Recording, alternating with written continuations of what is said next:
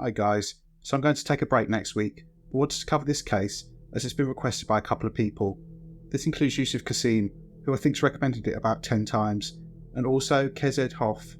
Thank you both for your recommendation, but on a more general note, thank you all for your support. I'm always humbled by how well the channel is doing. Anyway, on with the video. On the afternoon of Thursday the 28th of August 2014, 14-year-old Alice Gross was captured on CCTV walking along the River Brent in Hanwell, West London, towards her home, which was just a mile away. She then disappeared and was never seen alive again. Little did she know that a dangerous predator was in the area, a man who had killed before, and when he was released from prison in Latvia for murdering his wife, he'd moved to the UK, and whilst here, had drugged and sexually assaulted a 14-year-old girl. But despite this, he was not on anyone's radar, and was free to kill again. Welcome to Evil Among Us.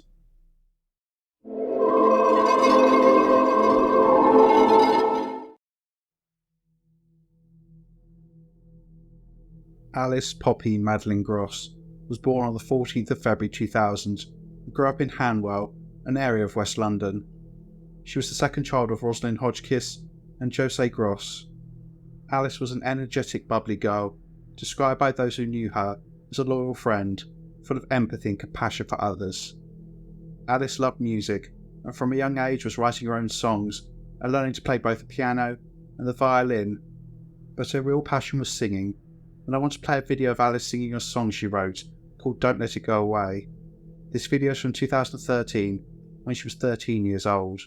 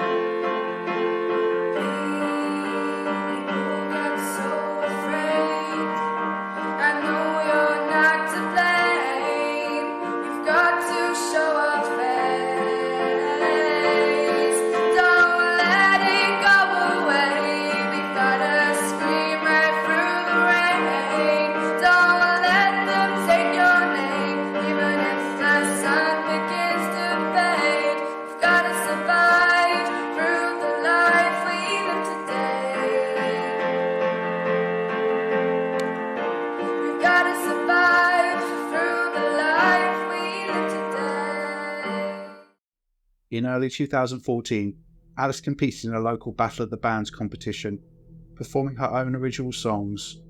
She dreamt of a career in music and had the passion and talent to realise her goal. However, she would never get the chance.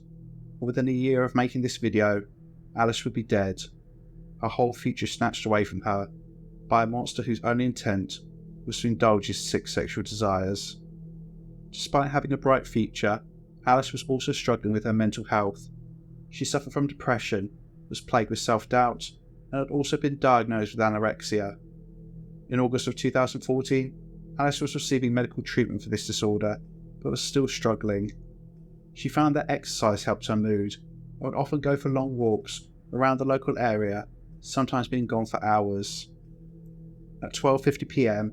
on Thursday the 28th of August 2014, Alice left her home to go for a walk, stating that she would be back no later than 6 p.m, as her father was cooking dinner that evening.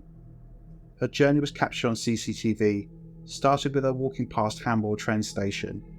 She continued her journey past Ealing Hospital and walked along the River Brent and Grand Union Canal until she reached Brentford Lock. She then spent time around the area and at 3 p.m. texted her father asking if he was home yet, as she'd forgotten her house key and needed someone to let her in. At 3:45 p.m, she was captured on camera walking across a bridge in the lock, heading in the direction of home. The last confirmed sighting of Alice was almost 45 minutes later at 4:26 p.m, when she was captured walking along the riverbank under the Trumpers Way Bridge. She then disappeared. When Alice didn't return home by 6 p.m, Rosalind and Jose began to worry. By 7 p.m, after repeatedly trying to call and text her, they were frantic and immediately called the police. Officers from the Metropolitan Police attended and took details about Alice. Due to her age and vulnerability, they immediately began a search. However, we know now that even before the first call to the police was made, Alice Gross was dead, murdered by a dangerous predator who'd killed before and entered the country to escape his cruel past, but had then gone on to sexually assault one teenage girl in the UK, before eventually taking Alice's life.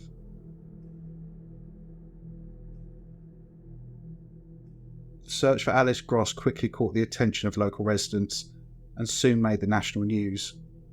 Missing posters were in every shop window, and as well as volunteers, 600 police officers were drafted in from 8 different force areas to help with the search.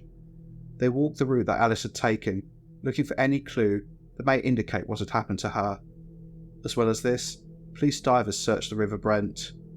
The investigation began as a missing person inquiry, but as the hours and days ticked by, there was growing concern that Alice had come to harm. 6 days after her disappearance, on Wednesday the 3rd of September 2014, the police received what they thought initially was a run-of-the-mill unconnected missing persons report from a woman called Katerina Leblova, who stated that her partner and father of her daughter had gone missing. The couple lived in a flat in Castle Bar Road in Ealing, around 2 miles from where Alice had gone missing. The police asked for his name, and she stated it was Arnis Zalkalns, a 41-year-old Latvian national who'd been in the UK since 2007. Little did detectives know at the time that this call would change everything and lead to them discovering Alice's fate and the nature of the monster who'd taken her life.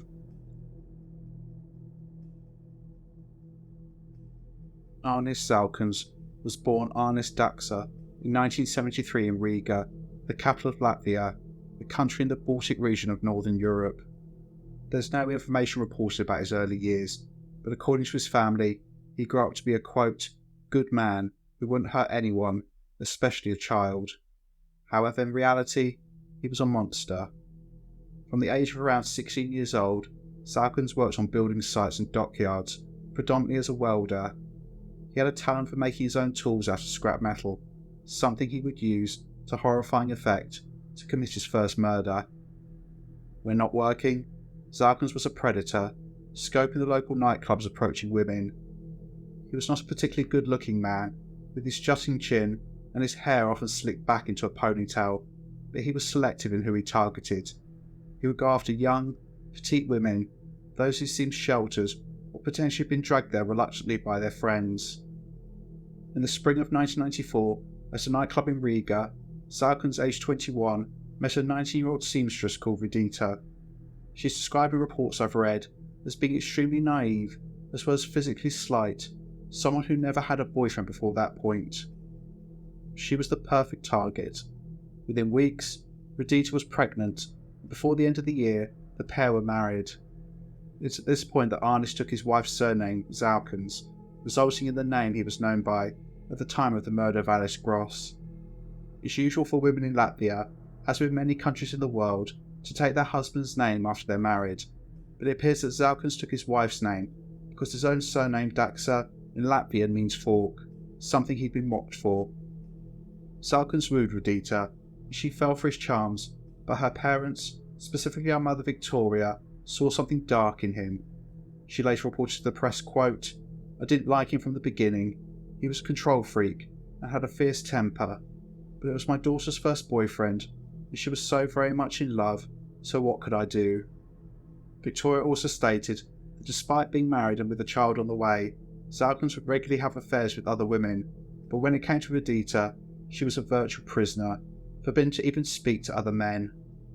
Victoria has also claimed that her son-in-law was involved in violence as a consequence of his drug dealing with the Latvian mafia. From day one, Zalkalns beat Vidita. This carried on during her pregnancy, and after the birth of their first child, a girl called Elvira, in February 1995.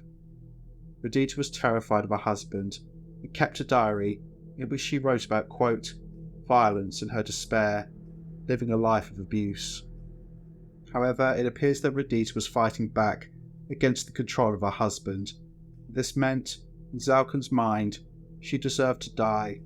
And so, in mid-1996, he used his skills in metalwork to build a low-caliber handgun, and after a row, he shot Radita in the stomach.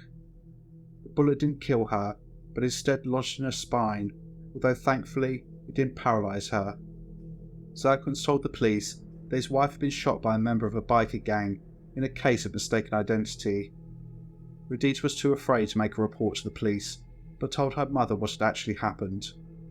Showing his complete indifference to his wife's suffering, Zalkalns refused to pay for the bullet to be removed, despite the fact they could potentially have become infected, or moved and paralysed Radita. Instead, she was simply sewn up with the bullet still inside of her. This was Zalkalns' first attempt to kill his wife, and he failed. However, less than a year later, he would succeed. The reason for the second attempt on his wife's life is unclear, but we'll return to this presently, as I believe that Zalkalns gave police the answer after his arrest. What we do know is that in March 1997, Zalkalns again used his skills to make a foot-long steel kosh out of a construction pole.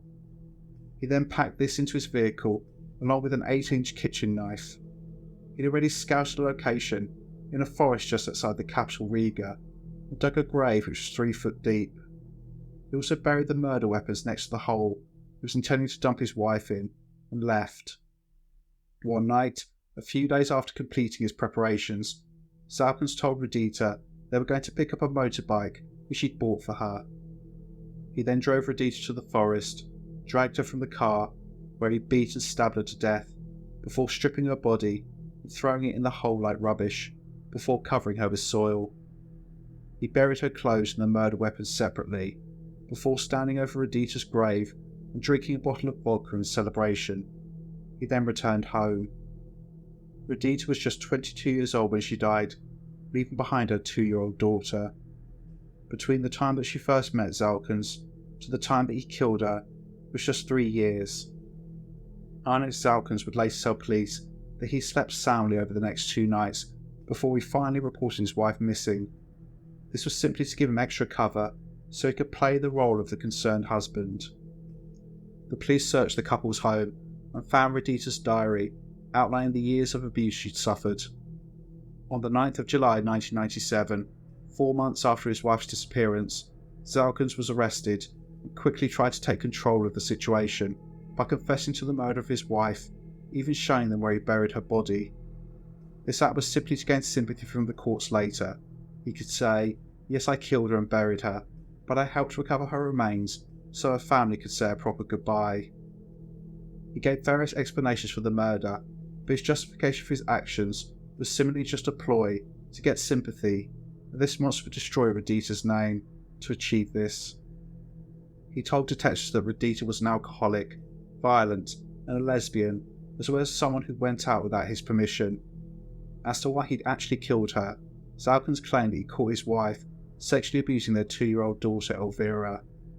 Unsurprisingly, there's no evidence that anything that Zalkalns stated is true, and Radita's mother Victoria has subsequently come out to defend her daughter against this slander, and it must have been horrific for her, not only to lose her child, but to have her memory tarnished by this piece of shit. However, in terms of the reason why he actually killed Radita, I think that Zalkalns' statements give us an idea. There are likely 2 separate incidents which triggered this crime. Firstly is the obvious, the fact that Radita was going out without his permission. Likely, in his twisted mind, he thought she was daring to talk to other men who he was terrified she would run off with, because his wife could see him for what he was, a sad, pathetic little man. In order to explain the other reason why he might have killed his wife, it's important to point out how common projection is in cases of domestic abuse and domestic homicide. Projection is a mental defense mechanism where a person pushes their negative feelings, thoughts and actions onto other people, so essentially they make themselves feel better about themselves by accusing others of the very things they've done. So it's quite common for domestic abusers to claim their partners were violent, jealous and controlling, when in fact that was the way they acted.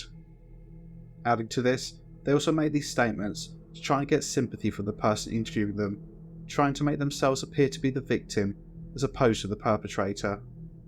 Reflecting this onto Zalkalns, it is, in my opinion, very unusual for a man to accuse a woman of sexually abusing their own daughter, which makes me think that this is projection, and that the reason why he felt that his second attempt at taking Radita's life had to succeed was not because he'd caught her molesting their daughter, but exactly the opposite.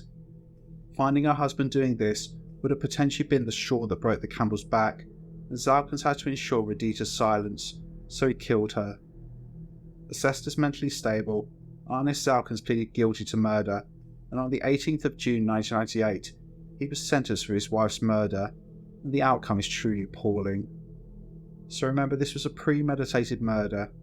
Zalkalns had chosen a spot where he would kill Radita, pre-dug a grave, lured her to the spot, and attacked her, including with a weapon that he'd made himself. However, despite all of these factors, he was only sentenced to 12 years imprisonment in Riga Central Prison for the murder of his wife. He then appealed this, and his sentence was reduced to just 8 years, with him serving only 7. This is what Radita's life was worth, just 7 years. The sentence was a gut punch to Radita's parents. Her father Valdis struggled to cope with his daughter's murder. He became an alcoholic and had a mental breakdown, resulting in him being admitted to a psychiatric hospital. He died in 2003 at the age of 75, a broken man. Children are often the forgotten victims in these cases. They've essentially lost both parents. And this shows the selfishness of domestic abusers. They don't care about the lifelong trauma they cause their own children. They want what they want. Fuck everyone else. The heartlessness of Zalkalns is shown not only by the fact that he robbed his daughter Elvira of her mother, but when her maternal grandparents petitioned the courts for custody, from his prison cell, he made despicable claims that they were unfit guardians and that his daughter should be placed in care. Zalkalns just wanted to cause as much harm to Radita's family as possible, and was fully willing to rip his daughter away from her own family to do this. Luckily, he was unsuccessful, and Elvira went to live with her grandparents. They tried to hide the truth from her, but when she was around 7 years old, rumours started circulating amongst her school friends, so they were forced to tell her what had happened to her mother and who was responsible. In 2014, 17 years after her daughter's death, Radita's mother Victoria told a reporter, quote, "I always feared he might kill again. Once you have tasted blood, the taste stays, and you never stop. He killed our lovely daughter and destroyed our family. I'm still angry at the length of his sentence. This was a callous and heartless murder with no remorse. My daughter was trained in karate, but she couldn't fight him off. He prepared my daughter's grave in advance and planted the weapons next to it. Then he tricked her into going with him to a forest." There was no justice for Radita, and her killer was released in 2005, aged 32. It appears that Zalkalns was released either with no supervision or monitoring that only lasted a few years.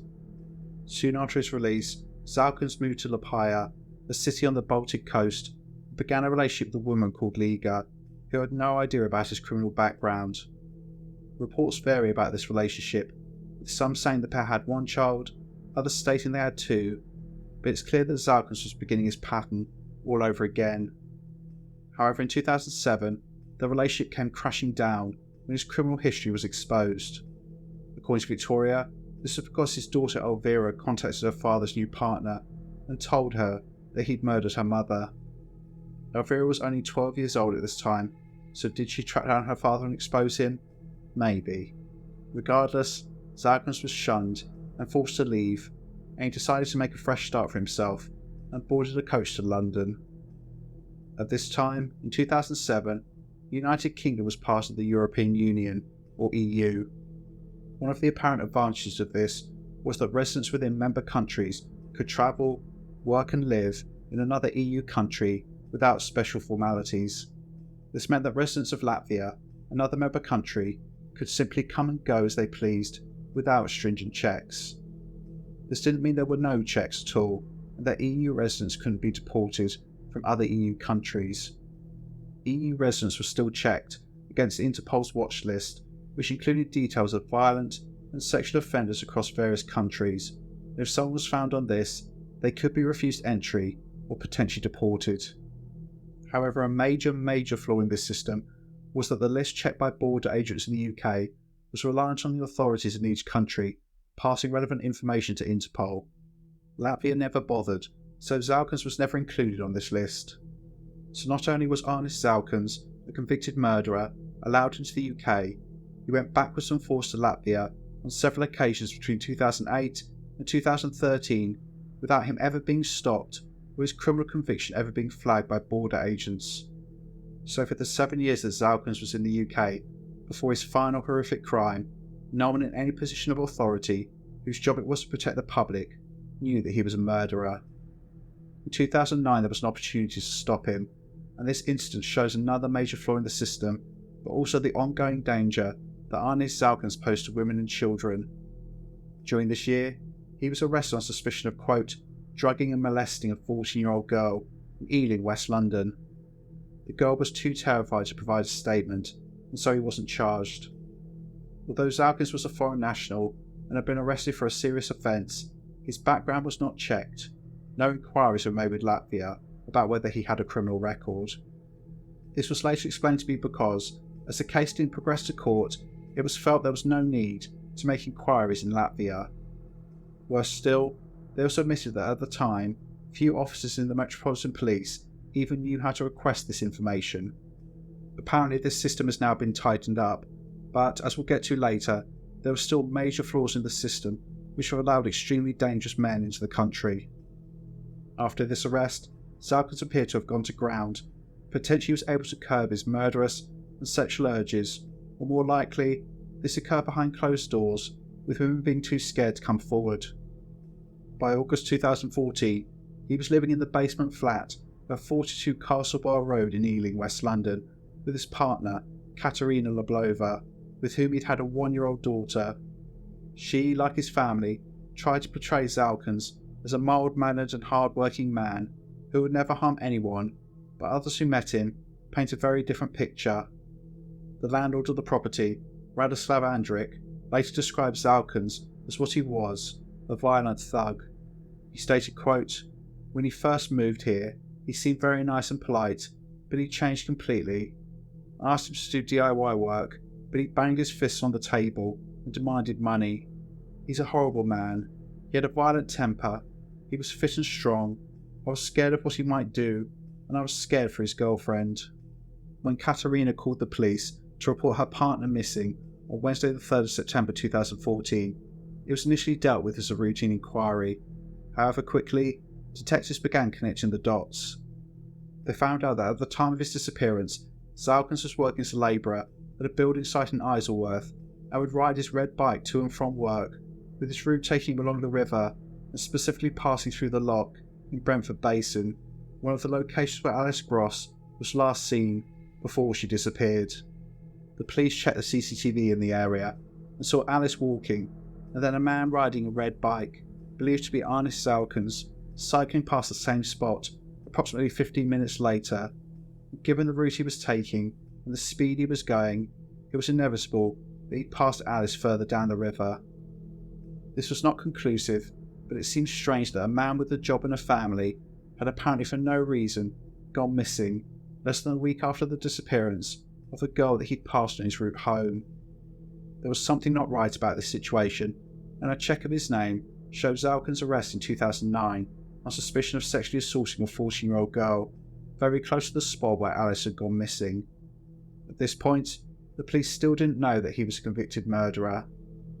However, regardless, detectives now had a prime suspect in the disappearance of Alice Gross, and over the next month, the case would take a tragic turn, as well as the true evil and cowardice of Arnis Zalkalns being revealed.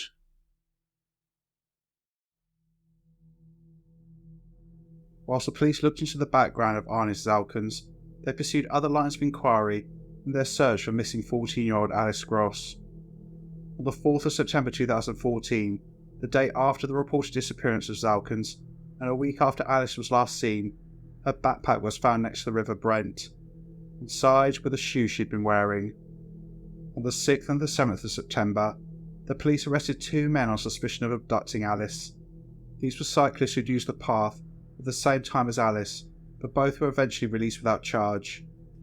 At the same time, police divers were still searching the river, and sniffer dogs were brought in to help with the land search, but there was no sign of the missing girl. On around the 10th of September, the Metropolitan Police finally found out about Arnis Zalkalns' murder conviction in Latvia, although they didn't petition the Latvian authorities for full details until over a week later.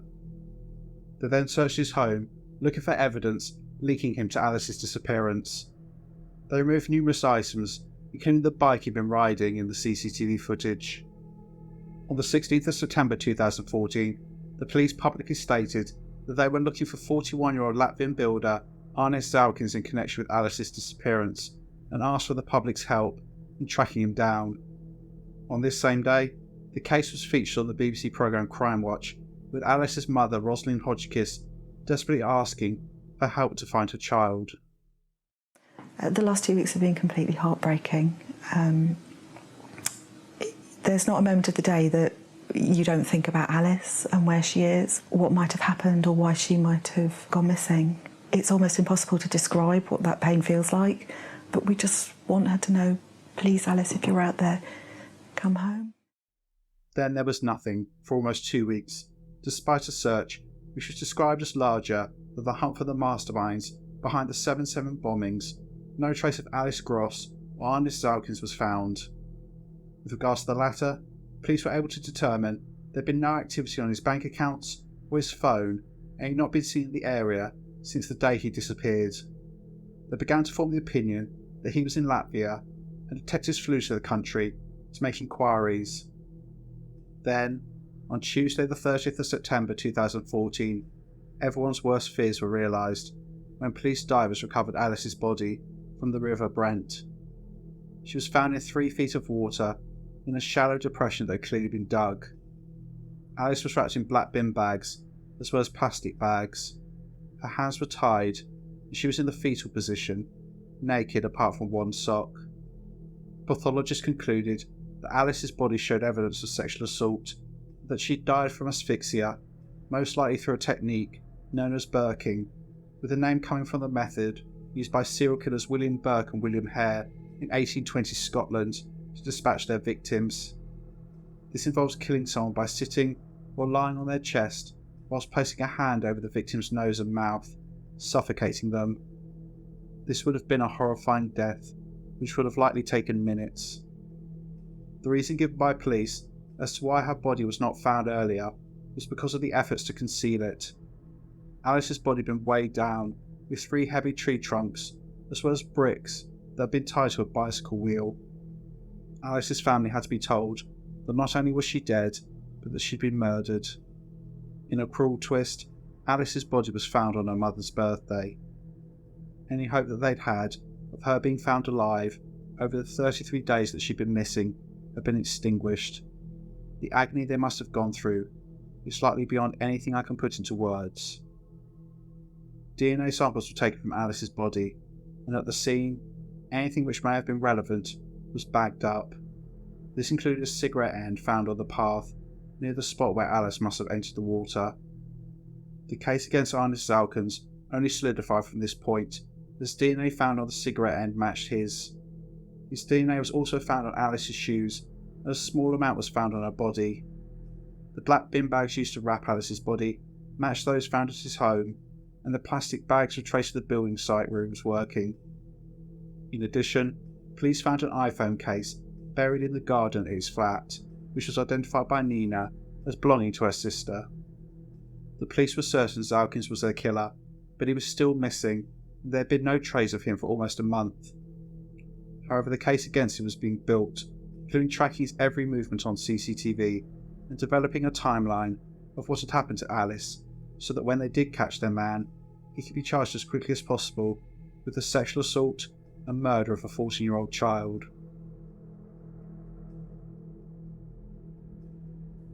Returning to Thursday the 28th of August 2014, at 3:45 p.m, Alice walked over the footbridge at Brentford Lock, heading back towards her house. 15 minutes later, Arnis Zalkalns cycled past. Alice was walking at around 3 miles an hour, and he was cycling at around 8 miles an hour, so he quickly made up the distance and passed her. Seeing Alice, a petite teenage girl, he likely made up his mind at that moment to attack her. He then cycles to the point where Alice's body would later be found in the water, and hid himself in the undergrowth, waiting for her. It was during this time that it's believed he smoked the cigarette. It's estimated it would have taken Alice approximately 8 minutes to reach this point, arriving at around 4:45 p.m. Zalkalns then snatched Alice off the path, dragged her into the undergrowth, sexually assaulted her, and asphyxiated her. How long the attack lasted is unknown, but when Alice was dead, Zalkalns likely spent time trying to conceal her body in the undergrowth. He also took Alice's backpack and walked further along the path and dumped it where it was found later. At 5:49 p.m, a camera captured Zalkalns emerging from the towpath at Hanwell Bridge and riding in the direction of his flat at 42 Castlebar Road.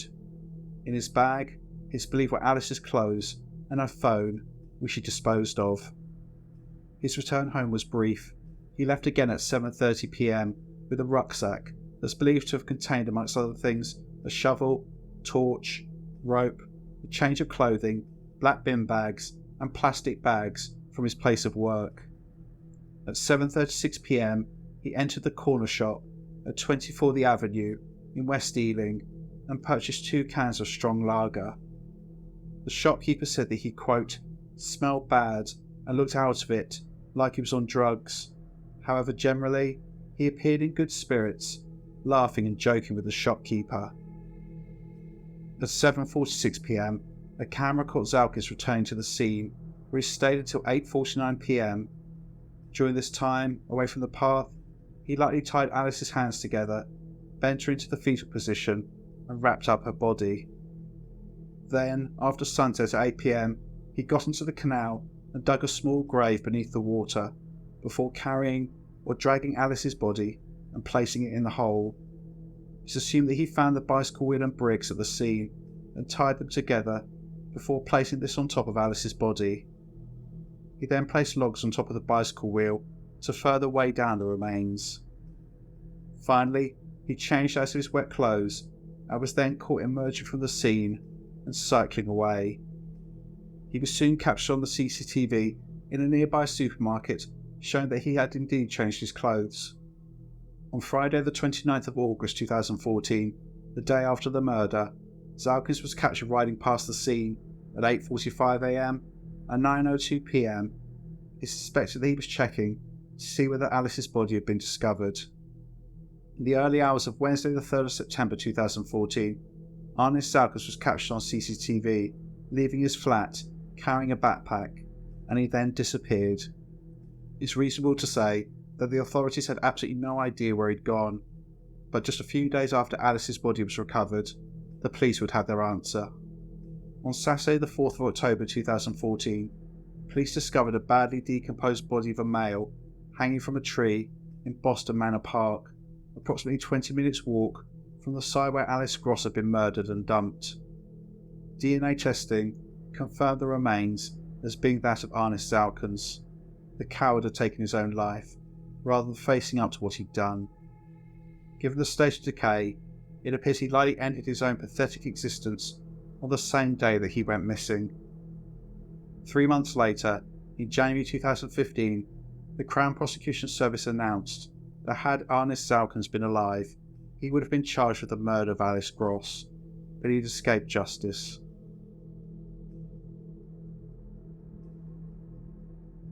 On the 23rd of October 2014, the people of Hanwell stood in silence as a black hearse carrying Alice to her final resting place made its way through the town. In the back lay a small yellow coffin, painted by Alice's grandmother and decorated with the meadow scene, showing Alice's pet cats and dog. Mourners sang "You Are My Sunshine," whilst Alice's teachers performed musical tributes to the girl who was known for her musical talent. Another memorial was held for Alice on the 2nd of November, and here her mother Rosalind read out a moving tribute to her daughter. She said, quote, "I have been numbed by shock and grief. I felt outrage and anger at the loss of her life, and unbelievable sadness at the emptiness that has been left. I have racked my brains for all the what-ifs of that day, anything that might have stopped this random, incomprehensible tragedy. It's even harder to talk about that pain than it is to talk about Alice, I cannot imagine life without Alice. I think of all the hugs, shared jokes, evenings spent snuggled on the sofa, goodnight kisses, Alice playing the piano in her dressing gown and singing, shopping, baking, the way Alice still called me Mummy. The future seems bleak without Alice. It's only the incredible support of family, friends, and the wider community that has kept us going. Alice Gross would have been just 24 years old today, barely an adult, but her life was cruelly snatched away from her by a demon in human form. I want to read something that Rosalind posted on Facebook on February the 14th, 2022, on what would have been Alice's 22nd birthday. Quote, "It would have been Alice's 22nd birthday today. She would have been a young woman, gaining confidence in her chosen world, instead of a memory, a ghost. I hope that she would have been happy and fulfilled. I know she would have been funny, quirky, creative and beautiful. A lovely person to know. Much love, Alice, on your birthday." In the aftermath of her death, the Alice Gross Memorial Songwriting Award was set up, which gives the winner a chance to record their song professionally. It continues to this day. Alice's memory lives on, and she should never be forgotten. Her name was Alice Poppy Madeline Gross, born on the 14th of February 2000, and entered heaven the 28th of August 2014, at the age of just 14 years old. Rest in eternal peace, Alice.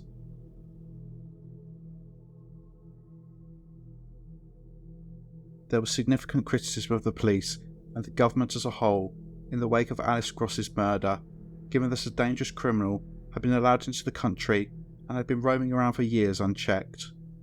With regards to the police, questions were asked about why it took so long to locate the bodies of both Alice and Arnis Zalkalns, despite the public being assured that every resource was being used to locate both of them.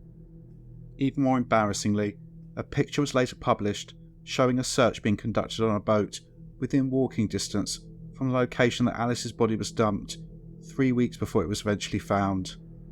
In addition, despite the extensive searching, Arnis Zalkalns' body was not found for weeks.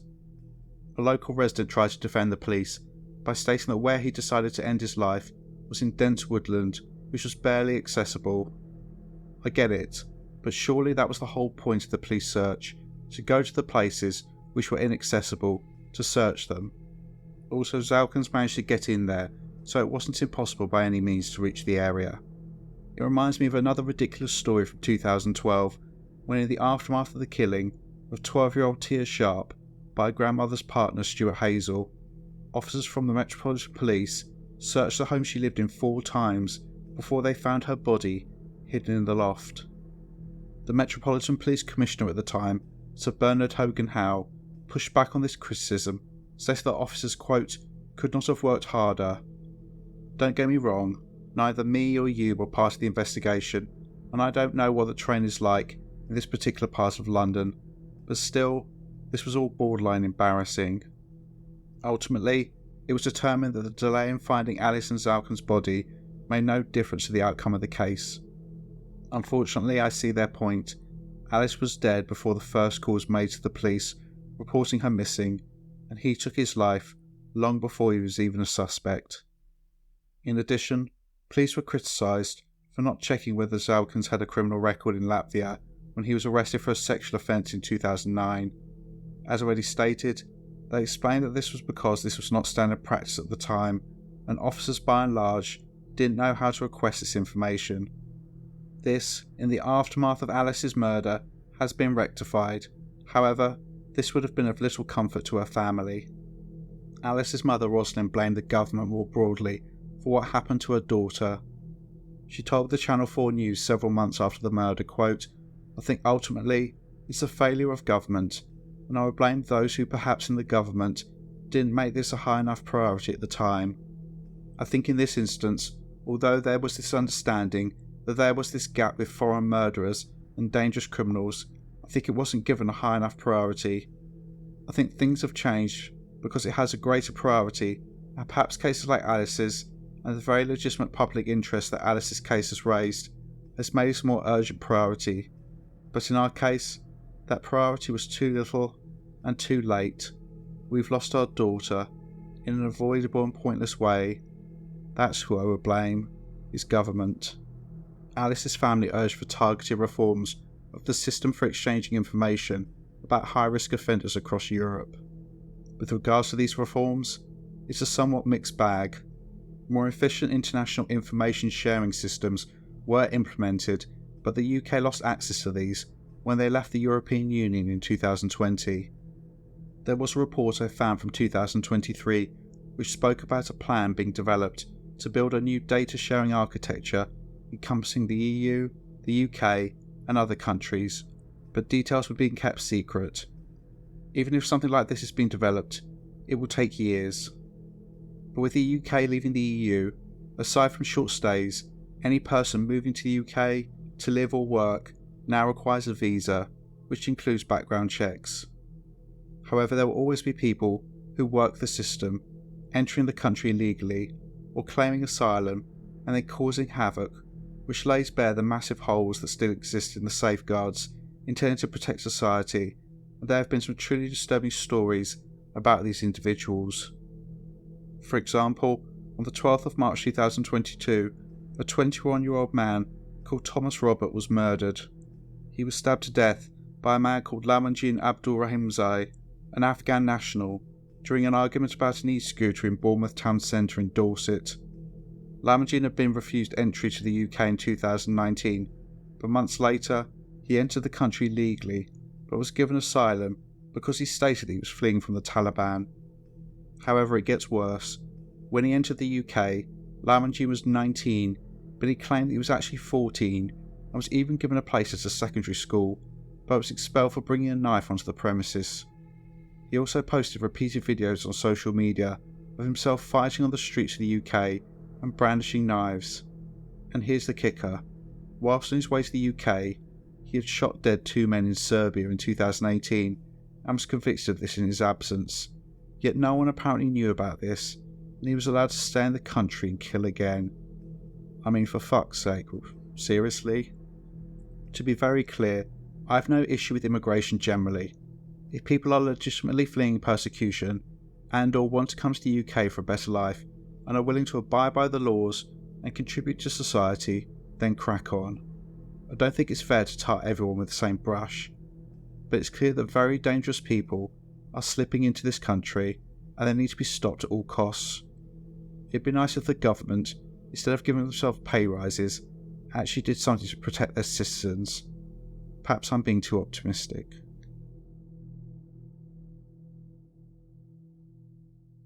We know nothing about Arnis Zalkalns' childhood, so I cannot comment on the environment that produced this monster, but it's clear that as a teenager, he was a predator, someone who was likely dependent on intimate relationships, but also hated women who saw them as simply objects to use and abuse in order to make himself feel powerful. But underneath everything, he was a scared, pathetic man who was also likely terrified of being abandoned and being alone. He chose Radita because he thought she was naive and also physically slight. He felt he could easily control her emotionally and dominate her physically, both of which would have made him feel powerful, like more of a man. Why he shot her is unclear, but I imagine, as with other domestic abusers, he was consumed with jealousy, and she likely did something innocuous, like daring to leave the house, and he took this as a sign that she was cheating on him, or about to leave him. She was his property, and if he couldn't have her, no one else could, so he tried to kill her.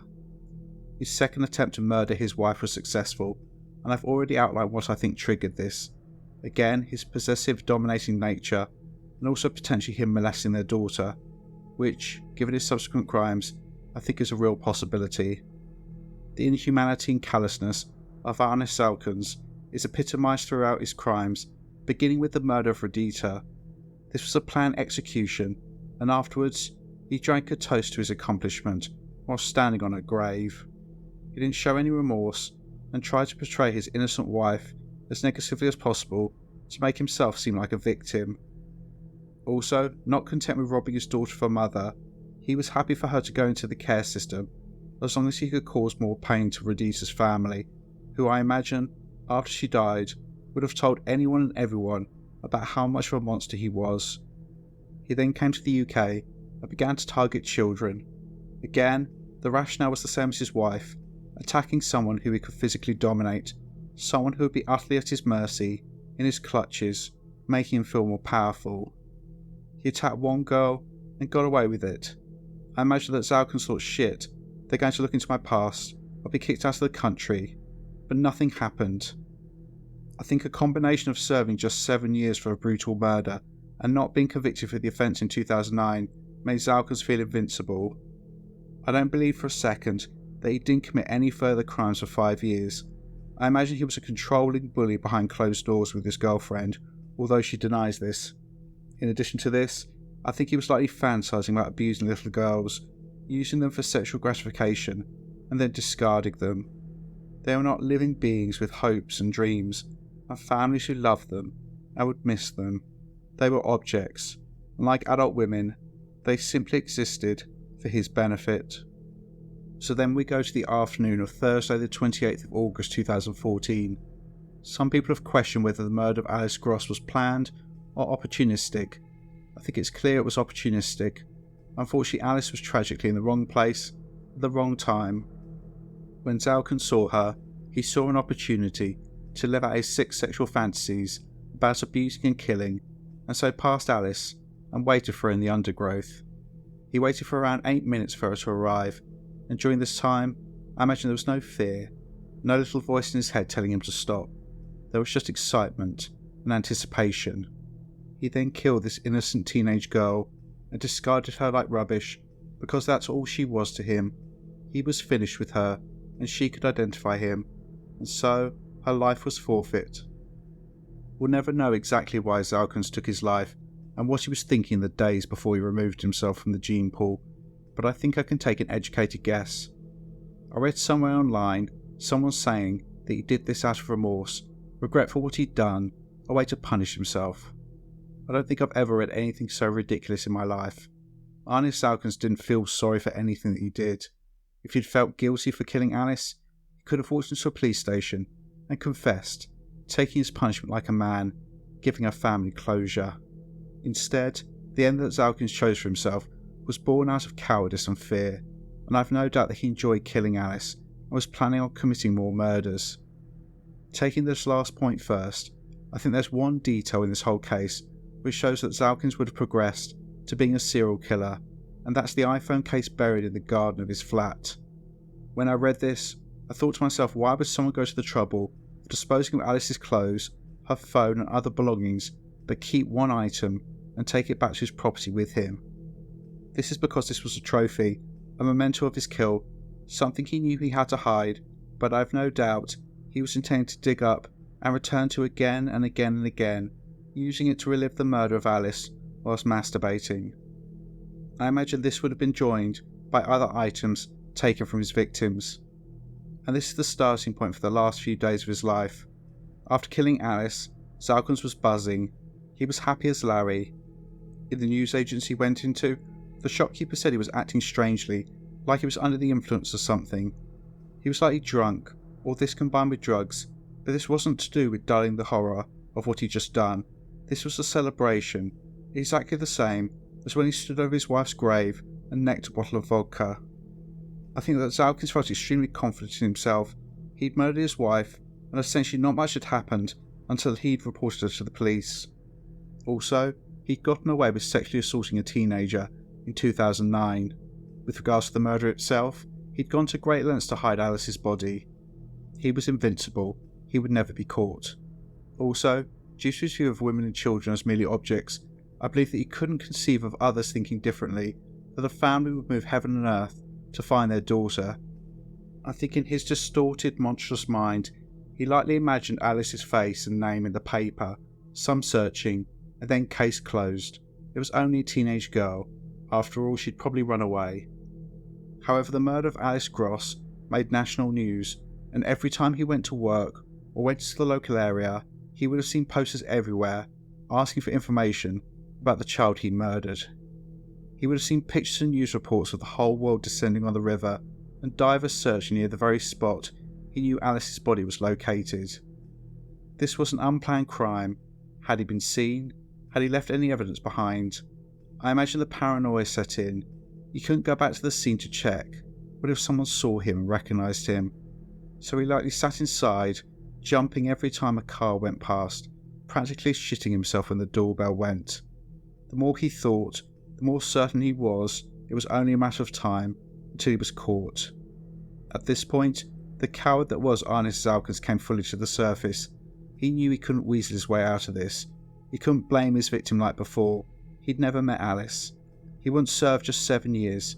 He'd be looking at losing decades of his life in prison, and he would be a child killer, the lowest of the low. His fellow prisoners would make sure every second of his time would be hell on earth. He couldn't cope with this, actually facing what he'd done and suffering the consequences. He was going to take control one last time and stick a middle finger up at the police. He would put himself permanently out of their reach. So, this worthless monster removed himself from the world. I have mixed feelings about this. Arnis Zalkalns escaped justice, but I think had he been caught, he would have dragged out the case, pleaded not guilty, and put Alice's family through weeks of additional pain before being sentenced, but eventually being released back into the community to abuse and kill more women and children. I for one believe that the world is a much better place with this monster in the ground. So what are your thoughts on this case? If you like the content, then consider becoming a channel member by clicking the join button, and you can also send a one-off donation to support the channel using the thanks button. Please like, share and subscribe. Take care, and I'll see you in the next one.